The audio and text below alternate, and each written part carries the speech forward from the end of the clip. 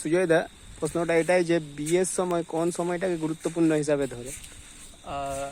জন্ম, মৃত্যু, বিবাহ এটা হচ্ছে বিধাতার একটা মানে নির্দিষ্ট একটা সৃষ্টি, এটা স্থির হয়েই থাকে। আমরা যারা অ্যাডভান্স অ্যাস্ট্রোলজি করে থাকি তারা বেশ কিছু এলিমেন্ট ব্যবহার করে মোটামুটি 95% রাইট অ্যান্সার দিয়ে থাকি যে কোন কোন সময়টা তার বিয়ের জন্য অনুকূল। ঠিক আছে, সেই অনুযায়ী তার কিন্তু বিবাহের সময়টা নির্ণয় করা হয়।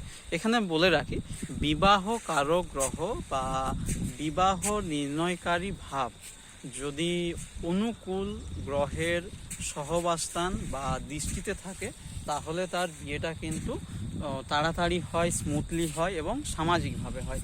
এবং এই বিবাহ কারক ভাবের গ্রহ বা বিবাহ যে ভাবস্থ গ্রহের উপর যদি কোনো পাপগ্রহের দৃষ্টি থাকে তাহলে কিন্তু বিবাহটা কিন্তু একটু কষ্ট করে হয়, দেরি করে হয় এবং বিবাহিত জীবনে নানা রকম সমস্যা কিন্তু আসে।